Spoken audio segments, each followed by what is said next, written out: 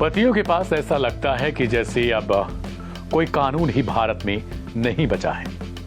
एक एक करके ऐसी खबरें कुछ दिनों से लगातार आ रही हैं, जिसके बाद सवाल खड़ा हो रहा है कि क्या सिर्फ महिलाओं के आधार पर यह कानून बनाया गया और सिर्फ उन्हीं के लिए है। पतियों के पास अपनी लाश गिराने के अलावा क्या कोई और ऑप्शन नहीं है। अपने आप को लाचार पाता है और फिर उसे समझ नहीं आता कि अगर वो दूसरों से ये कहानी बताएगा, ये किस्सा समझाएगा, तो फिर वो लोग उसे क्या कहेंगे। ये पूरी जिंदगी घुट घुट कर जी रहा था, करीब करीब कुछ सालों से, और उसे ऐसा लग रहा था कि अगर किसी से शेयर करूंगा तो लोग कहेंगे कि नामर्द हो क्या तुम। शायद यही वजह थी कि अंततः उसने इस दुनिया को छोड़ने का फैसला किया। 11 जुलाई को उसके ही कमरे से उसकी बॉडी बरामद की गई। पुलिस भी हैरान रह गई, लेकिन उसके भाई ने जब किस्सा कहानी वो सब कुछ सुनाया तो पुलिस वाले दंग रह गए कि आखिरकार आसिफ नाम के इस शख्स ने दुनिया छोड़ी क्यों।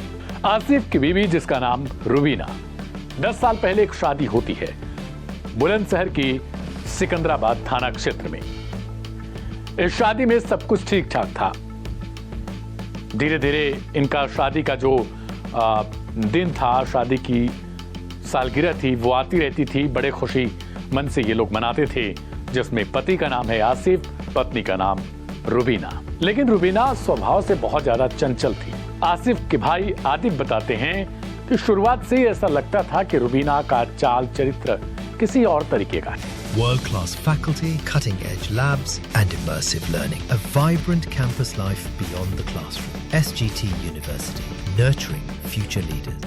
लेकिन आसिफ बहुत ज्यादा प्यार करता था। दोनों को 10 साल में 3 बच्चे हुए थे, लड़के लड़कियां।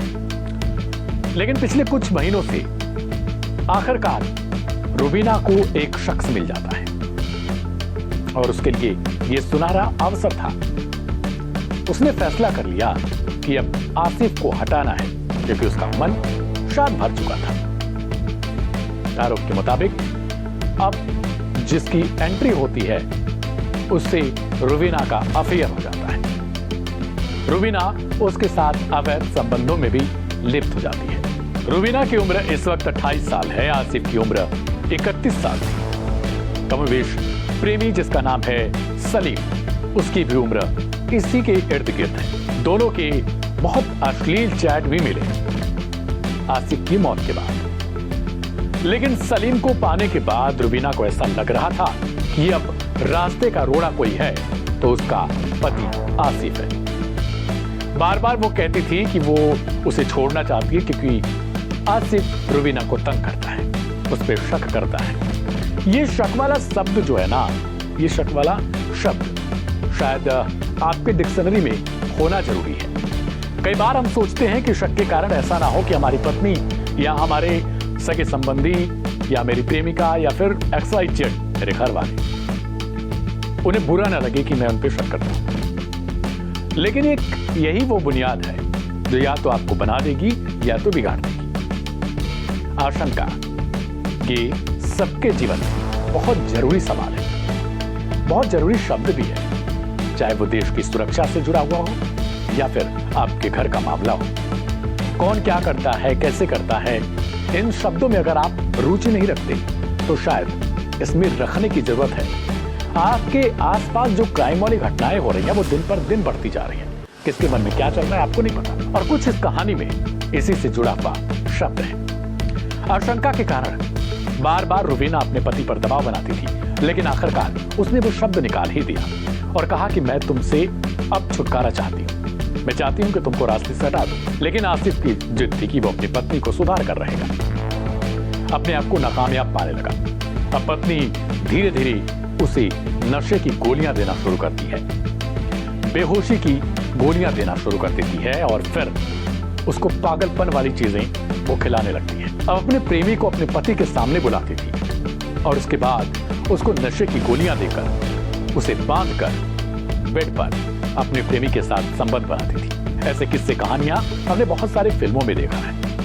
बहुत सारी जो गंदी फिल्में बनती हैं उनमें इस तरीके के स्क्रिप्ट बनाए जाते हैं, लेकिन बहुत ज्यादा सोचने पर मजबूर करती है कि भारतीय जो संस्कृति है वो किस तरफ मुड़ चुकी है। लोगों के जहन में, उनके दिल में एक्स्ट्रा मैरिटल वाली अफेयर जो होती हैं उनके लिए मजबूर कर दिया गया है। तमाम फिल्में, तमाम सीरियल कुछ इस कदर ही बनाए जा रहे हैं जिसमें शादी के बाद वाले अवैध संबंधों को बहुत प्रमुखता से दिखाया जाता है। और यही कारण है कि देश में शायद ऐसे मामलों की संख्या में वृद्धि होती रही है। ये सीरियल और मूवी वाली थियरी मैंने सोशल मीडिया से उठाई थी, लेकिन अब जब रुबीना का धीरे धीरे ये चाल चरित्र बढ़ता जाता है तब आसिफ मजबूरन अपने भाई आदित्य को फोन मिलाता है और कहता है कि मैं बहुत ज्यादा परेशान हूं, मुझे समझ नहीं आ रहा कि मैं क्या करूं।